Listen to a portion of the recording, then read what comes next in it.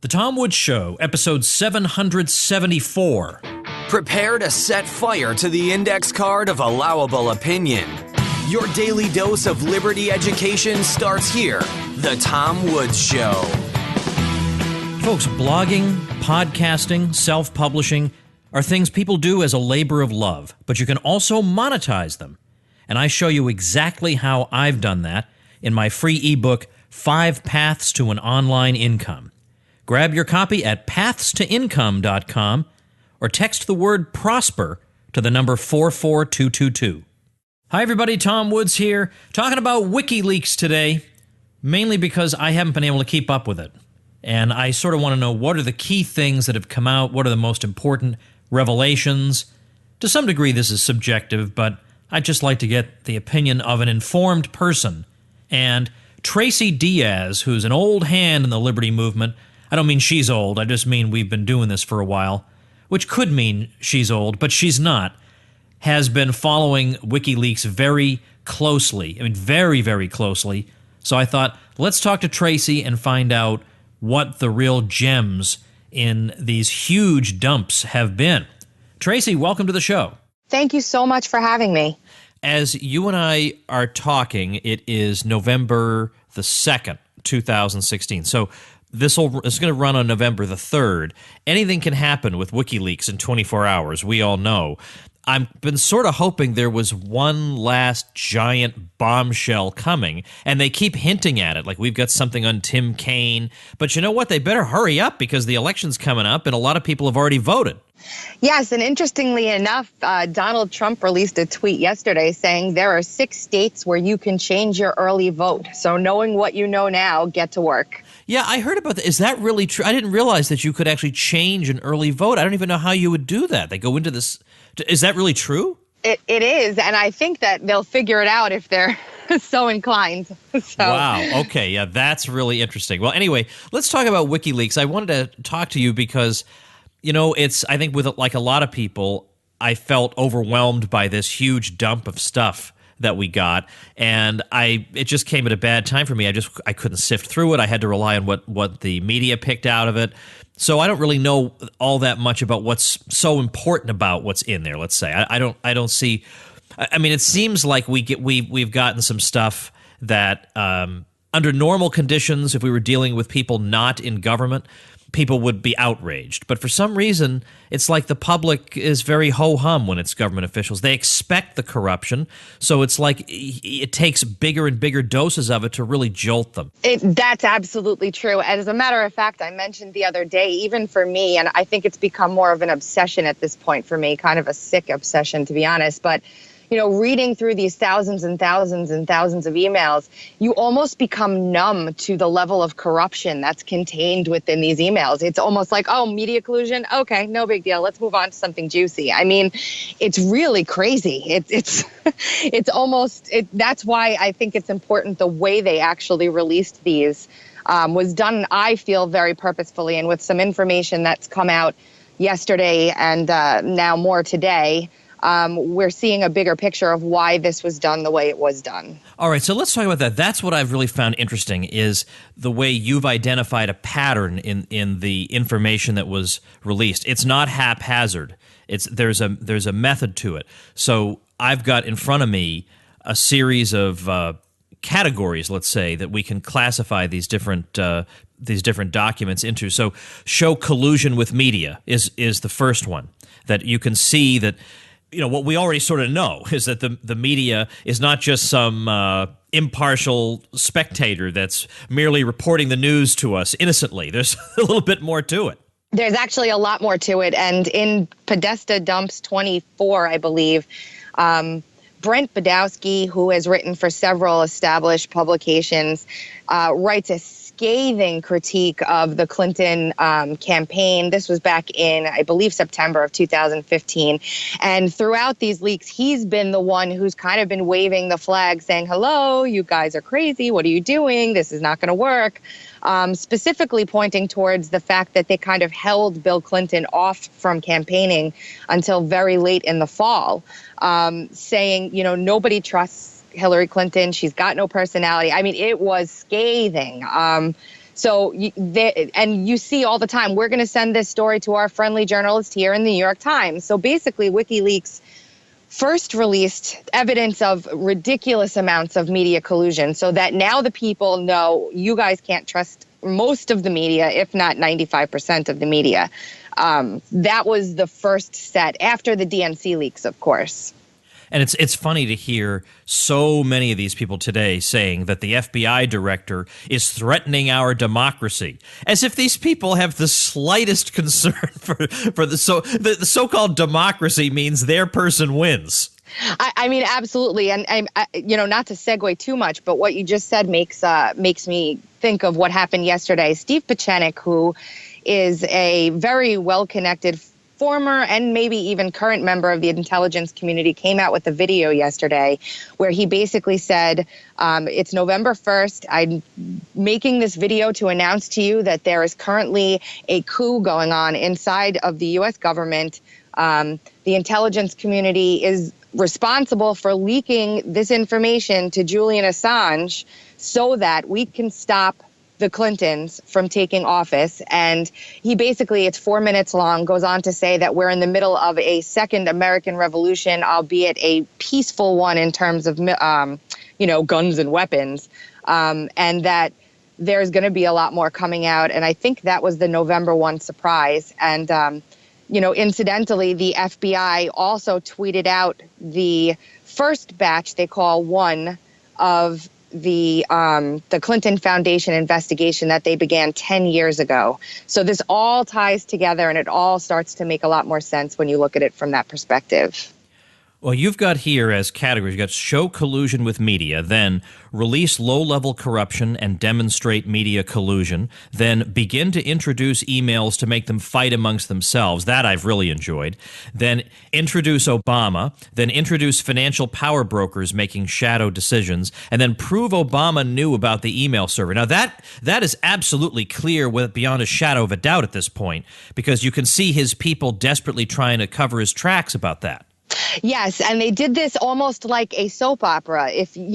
What they did was really interesting. They released one email in a thread, and then in a later dump, they released the other subsequent emails in the thread. So you got the beginning of the picture, and then later on, you start to grab more of the pieces. What I found really interesting about the shadow government and the power brokers was that when they released the first 7 of Barack Obama's emails, what it showed was basically that these folks knew in as early as August of 2008 that Barack Obama would be our next president.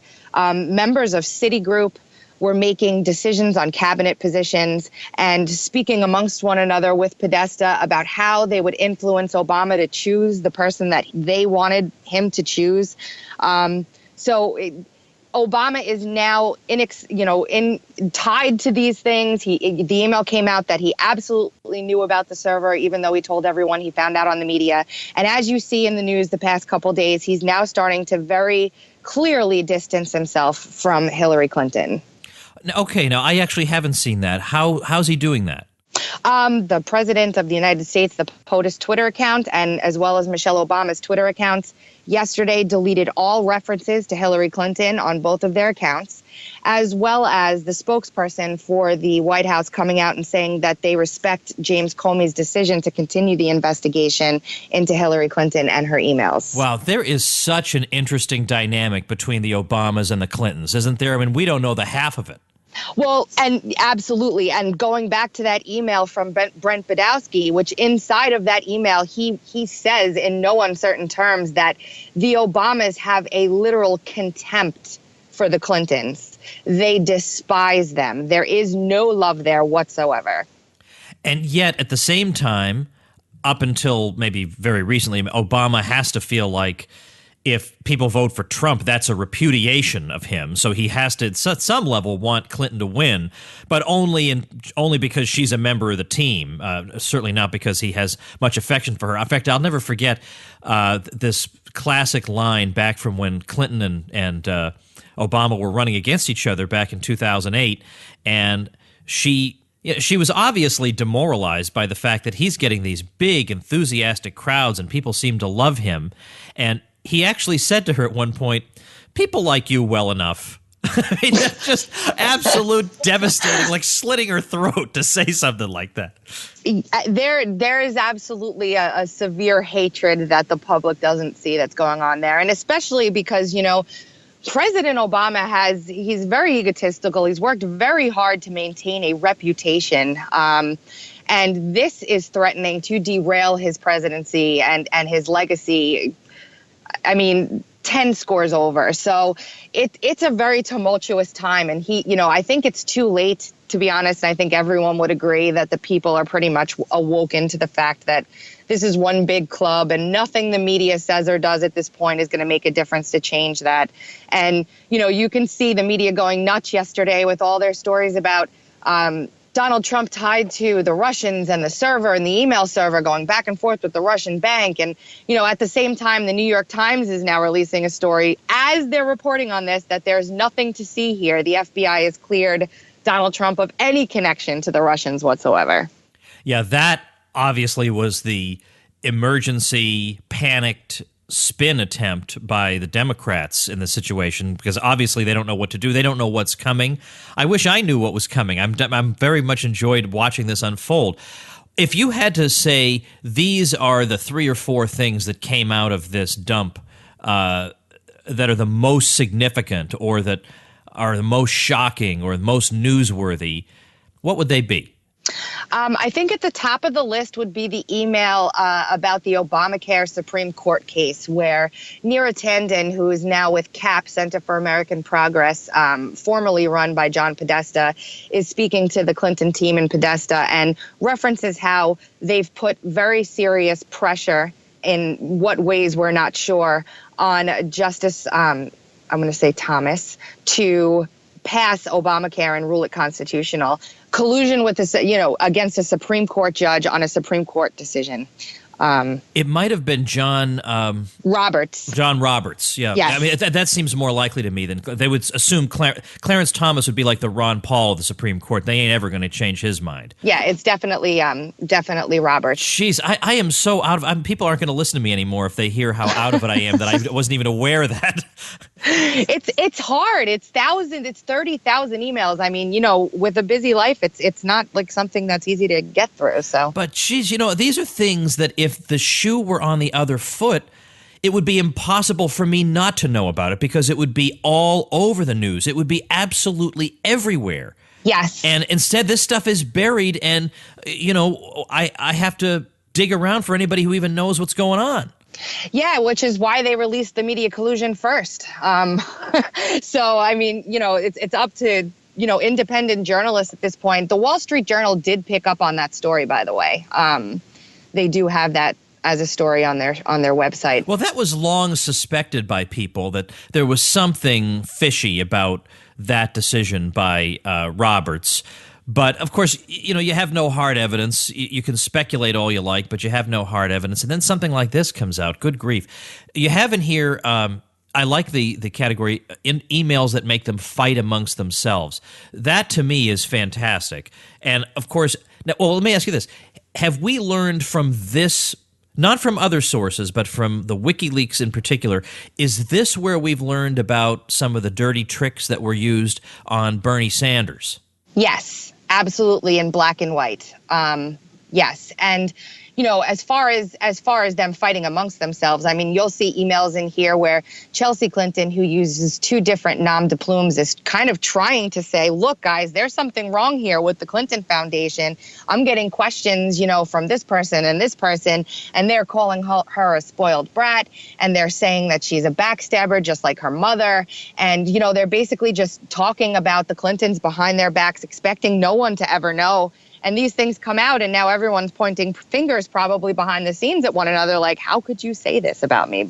Yeah, or they're saying that she has terrible judgment. Hey, these are her top people. Yes, absolutely. All right, let's get back to the top emails, like the juiciest, in the opinion of Tracy Diaz. What else have we got? Another one that really struck me as very interesting was the one in which Podesta is speaking with a member of another organization, and they're talking about wet works, which is a term used to describe assassination. And not 2 days later, Justice Scalia was found dead in Texas. It's really hard to, pinpoint whether or not they're referencing Justice Scalia. But as you know, the circumstances surrounding his passing were very strange. That email was kind of picked up on, and since there's no hardcore proof and evidence in there, nobody really ran with it too far. But it's always been something I've been looking for more of. Yeah, see, I feel like these people, as dopey as they are, even they wouldn't make a reference to that in anything in writing. Yeah, you'd think not, but why say it at all? It just doesn't make any sense. All right, well, I'll grant you there's something odd about that. What else you got?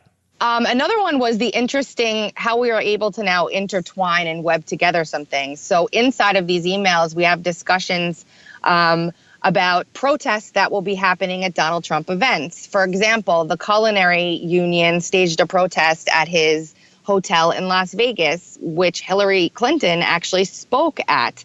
And there are other references to protests around the country. And the tone throughout all of this is we need to make Donald Trump look like a misogynistic, homophobic, bigoted, xenophobe. And we need to make his supporters look the same. In those words, there is no incorrectly judging what exactly was said and what they were trying to get at. Now, this is a case where the double standard is just overwhelming, because you can only imagine what would happen if it was discovered that Trump people were trying to either disrupt Clinton events or cast Clinton supporters in an especially unfavorable light.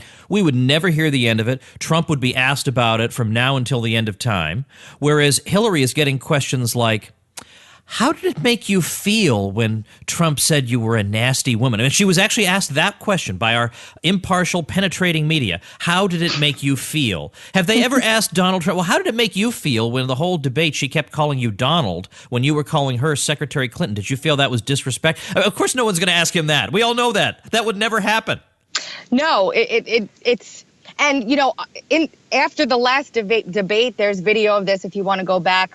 Clinton's press secretary is on his phone. He types in whatever he's typing, hands it to the reporter that's going to ask the question. The reporter reads it and then asks the question and hands back his phone right on live television in front of everybody. Yeah. I saw the video. You can't make it up. Yeah, you can't. It's totally crazy. And it's funny. I saw I think it was on Twitter. Somebody had a photo of the media on an airplane questioning Clinton, and they're looking at her with such adoring faces, and the caption was something like, you've found true love if your love looks in your eyes the way the media looks at Hillary Clinton. It's just so ridiculous. It's comical at this point how ridiculous it is. I mean, I still don't understand how anybody could just blindly not, go through their daily life and not see what's happening. But there are people out there who don't see what's happening.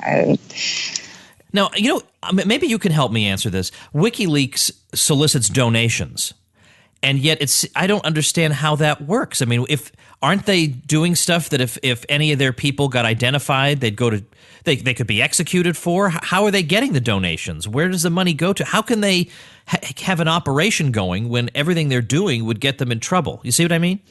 Because they're not doing anything that gets them in trouble. WikiLeaks is a publisher. They're journalists. WikiLeaks is not obtaining this information on their own. They're not engaged in any of that.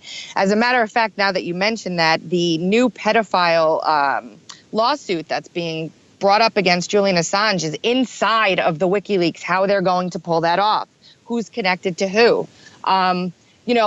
They're journalists. They're journalists. They post information, plain and simple. They have an unflawed 10-year track record of posting nothing but legitimate information.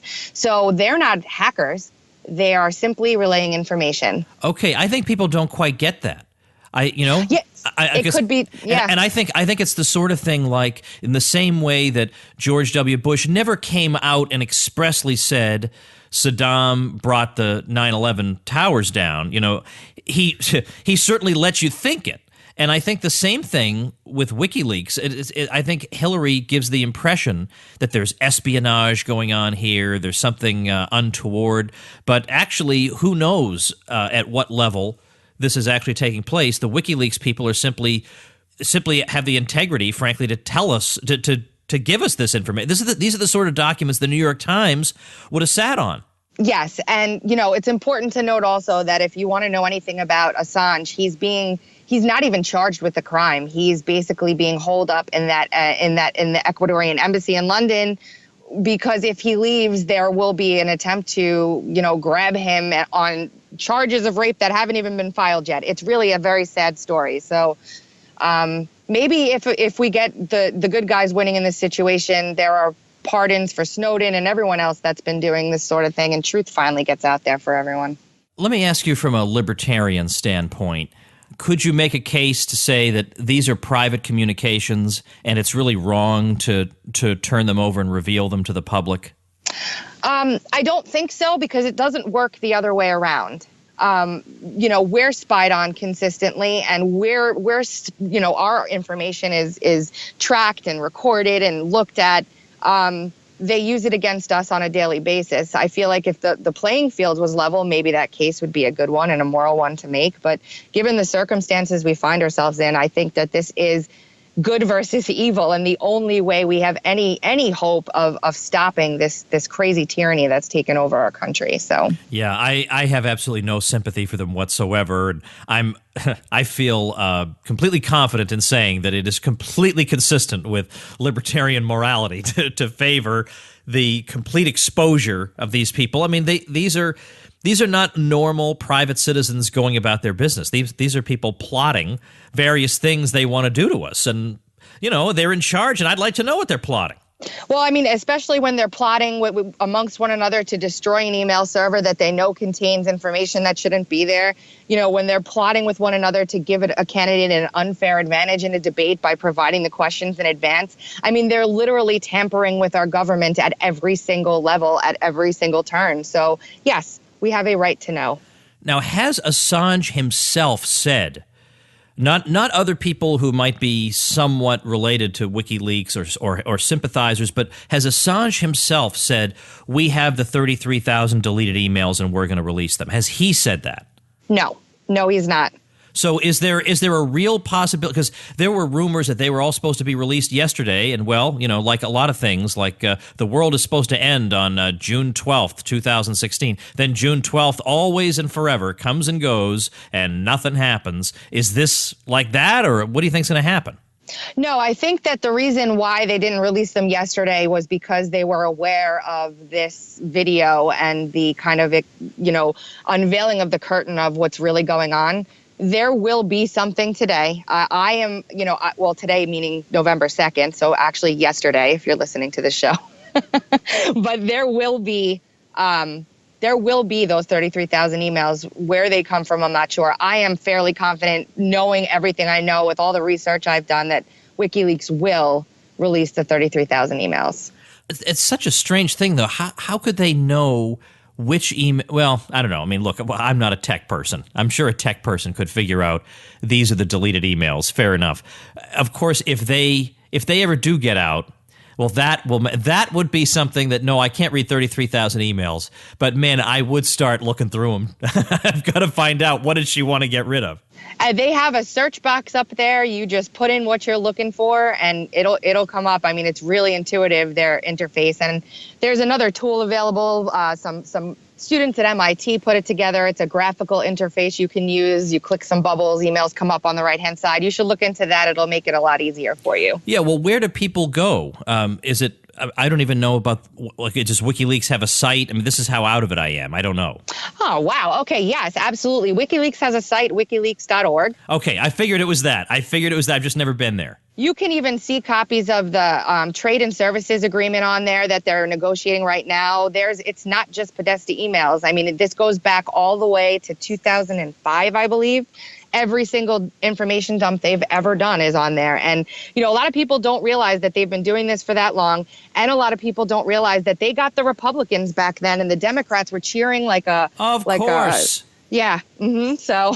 But you know what? I thought maybe one of the most revealing reactions to this whole thing came from Marco Rubio. Yes. Right, remember when he said, let's not any of us refer to any of the information coming out through WikiLeaks because, tomorrow it could be us, which is, of course, his way of saying, and we've got so many skeletons in our closet, we don't even want to touch this. I thought that said it all. It did, and that coupled along with the CNN reporter saying it's illegal for you to look at any of this, so you have to come to us for all your information. I mean, come on. Yeah, how's that been working out for us? So, yeah, this is a crazy time to be alive. From Ron Paul back in, oh, goodness, all the way through here.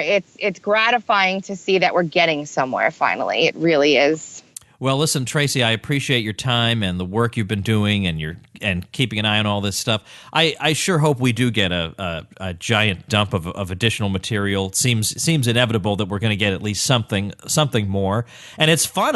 When this is all over, it's going to be like the Ron Paul campaign ending. What do I do with myself, right? At least I get these exciting headlines every day, and then with Ron Paul, I got these YouTubes and what's he up to today and whose head is exploding today. And then, what was I supposed to do with myself after that? I don't know what I'm going to do with myself. I feel like it's going to be empty and void of any, it's been such a whirlwind. I know you get that deflation for a little while afterwards, even though, it would be good if this all ended and Donald Trump was president, in my perspective. So, well, by the way, have you thought about at this point how these people are now communicating with each other? Because presumably they're terrified of email. Yes, I think it's all via phone at this point. But, that doesn't mean anything either. Their own weapon against us has backfired on them. Yeah, that is really amazing. Yep. That they have to go back to it's 1980 or something now in terms code. of communication. I know it. Yeah, they got to get their telegraph out and start tapping it out to each other. But you know what? I bet we can intercept the telegraph messages too. So they ain't no place they can hide. Well, Tracy, thanks again. I appreciate it. Thank you so much for having me, Tom. All right, everybody. A few things to tell you about here that I think you're going to find interesting. I'll hold off on what's coming up tomorrow. You all know we did the Contra Cruise. Bob Murphy and I hosted a cruise, and it was fantastic. It was last month, October 2016. It was a huge success. Everybody loved it. We promoted it on the Contra Krugman podcast and a bit on this one. I sent out notifications to my email list. I did everything I could to get the word out about it, and the result was just a tremendous time for everybody. Well, we have a wonderful 4-minute overview video of some highlights from the cruise, and I know it's going to make you smile. So check it out, and if you're interested in perhaps joining us on a future cruise, well, there's a way you can opt in to get information about any future cruises we do. That thing you won't be emailed for any reason other than to tell you, well, here's the cruise we're going to do next time. Here are the details. That's the only email you'll ever get from that list. So check it all out at contracruise.com. That's where we're posting this really, really great, fun video. You're really, really going to love watching it, I know. Second, a listener has created a very interesting website that I want to tell you about, and it's called livingcountryinthecity.com. And to get the gist of it, let me read you about the idea behind the site. The guy says, "Call me cheesy, but I'm a firm believer in the idea that being country is less about where you were born or where you live and more about how you live and where your heart lies. As a child, I wasn't raised in a country environment. I was a little suburban kid growing up in a housing tract in Southern California. For the most part, things like camping, fishing, and horseback riding, while encouraged, were always more along the lines of a fun vacation activities rather than a regular occurrence. Then in his early to mid-20s, he was drawn to city life, he started a job, etc. Then, even though he had once been that guy who would laugh at the idea of living in a small town and making fun of country music, and he says, for a variety of reasons, he started reassessing his life, doing a lot of growing up, started examining what was important to him, and as part of that, he found himself enjoying different activities more and even enjoying, well, different genres of music. And he says, in the present day, while I've made my attempts to leave this city, I've realized that at least for now, God wants to keep me here in Los Angeles. So while I'm here, I'm going to find a way to live the lifestyle I want in a less than encouraging environment. And so he says, why don't you all join me on my adventures trying to find a little flyover state spirit in this concrete jungle? So that's livingcountryinthecity.com. If that resonates with you, then you'll want to check it out. It's beautifully done, by the way. I mean, it's very, very visually attractive. This isn't just something he threw up there and just used some simple little theme and that's it. It's really, really beautifully done. So check that out at livingcountryinthecity.com. And of course, you can get publicity like this if you start your site and get your hosting through my link. And I give you lots of great things, including membership in my private bloggers group where you can get a lot of help from other Tom Woods Show linked bloggers. All right, tomwoods.com/publicity is where you find out information about all those goodies I give you for doing that. Finally, tomorrow we're going to be talking to Joshua Fields Milburn, who is one half of the team known as the Minimalists, who recently released a documentary of that name. The idea of which is maybe we have too much stuff. Maybe we are consuming for the sake of consuming. Maybe we're consuming to try to fill a void in our lives and finding that the more we try to fill it, the larger the void becomes. Very interesting and important questions raised in this documentary that I watched with 3 of my daughters just a week or 2 ago, and so I wanted to share these ideas and this guest with you. So that's tomorrow, episode 775. See you then. Become a smarter libertarian in just 30 minutes a day. Visit tomwoods.com to subscribe to the show for free, and we'll see you next time.